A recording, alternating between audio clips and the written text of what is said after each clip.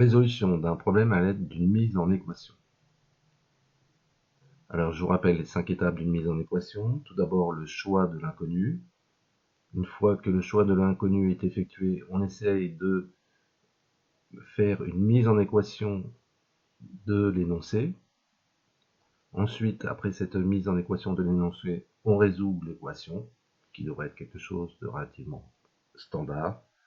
Puis on vérifie notre résultat qui est bien en équation avec les données de l'énoncé. Et enfin, on fait une phrase réponse, on rédige notre conclusion. Alors, il y a plusieurs choix possibles ici pour l'inconnu. On pourrait prendre soit l'âge de la mère, l'âge de la grand-mère, ou l'âge de Kim, puisqu'en fait les trois âges ont un lien, ont une relation entre eux. On va prendre par défaut ici l'âge de Kim. On verra que si on prenait l'âge de la mère, ça serait un peu plus délicat à résoudre. Alors prenons ici l'âge de Kim. On pose l'âge de Kim est égal à x. Maintenant, étudions donc notre texte. La mère, l'âge de la mère par rapport à Kim. Si Kim a le tiers de l'âge de sa mère, ça veut dire que la mère a le triple de l'âge de Kim. Donc l'âge de la mère, c'est 3x. D'accord ? L'âge de la grand-mère est le double de l'âge de la mère de Kim. On sait que la mère de Kim a 3x. Donc l'âge de la grand-mère est 2 fois 3x. 2 fois 3x est égal à 6x. La somme des trois âges étant de 90, on additionne x plus 3x plus 6x qui est égal à 90. Ici, la réduction est relativement simple. X plus 3x donne 4x, plus 6x donne 10x. Donc nous avons 10x égale 90, 10. Donc x égale 90 sur 10. Et donc x est égal à 9. Je rappelle que l'inconnu était l'âge de Kim. Donc Kim a 9 ans. Sa mère a le triple, donc 27 ans. Et sa grand-mère a le double de l'âge de la mère. Donc 2 fois 27, 54 ans. On vérifie bien que 9 plus 27 plus 54 égale 90. Et donc, on a bien la somme des trois âges de ces trois personnes qui est égale à 97. Donc ici, la difficulté, c'est que si on pose l'âge de Kim est égal à x, c'est traduire cette phrase ici pour trouver l'âge de la mère. Kim a le tiers de l'âge de sa mère, donc la mère a le triple de l'âge de Kim, qu'on a écrit ici. Alors, on va donner une autre méthode et essayer de comparer un petit peu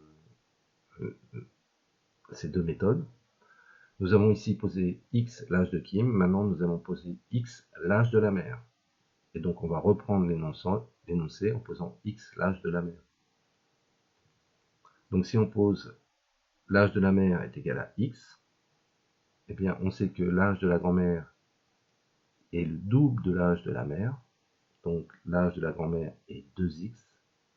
Et là, comme on doit traduire la troisième phrase, l'âge de Kim, Kim a le tiers de l'âge de la mère, donc Kim a un tiers de x. Okay. X étant l'âge de la mère. La somme de ces trois âges, l'âge de la mère, de la grand-mère et de Kim, doit donner 90. Alors additionnons ces trois âges, x plus 2x plus 1 tiers de x. Il faut réduire ici cette expression littérale avec une fraction. Donc, par rapport à la méthode précédente, ici, il y a une difficulté supplémentaire à manipuler des fractions. Alors on réduit ici tout au dénominateur 3. Ici nous avons 1x, donc ça fait 3 troisièmes de x.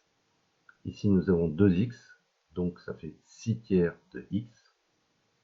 Et on reste avec 1 tiers de x. 3 tiers de x plus 6 tiers de x, ça fait 9 tiers de x, plus 1 tiers de x, ça donne 10 tiers de x. Donc nous avons calculé la somme des âges en fonction de x. Ici notre inconnu c'est l'âge de la mère. On sait que la somme de ces trois âges donne 90. Donc nous avons 10 tiers de x égale 90. On résout cette équation en multipliant par l'inverse de 10 tiers, qui est 3 dixièmes. En multipliant 3 dixièmes le membre de gauche et le membre de droite, on obtient x égale 3 dixièmes de 90. C'est-à-dire que x est égal à 27. 90 divisé par 10 est égal à 9. 3 fois 9, 27. Donc là, nous avons trouvé l'inconnu, l'âge de la mère. La mère a 27 ans. On sait que la grand-mère a 2 fois l'âge de la mère, c'est-à-dire 2 fois 27, 54 ans. Et Kim a le tiers de l'âge de la mère, donc 27 divisé par 3, 9 ans. Donc on trouve bien exactement la même solution, sauf que la mise en équation a été un peu plus délicate, puisque on a dû manipuler des fractions. Donc il y a toujours plusieurs choix pour...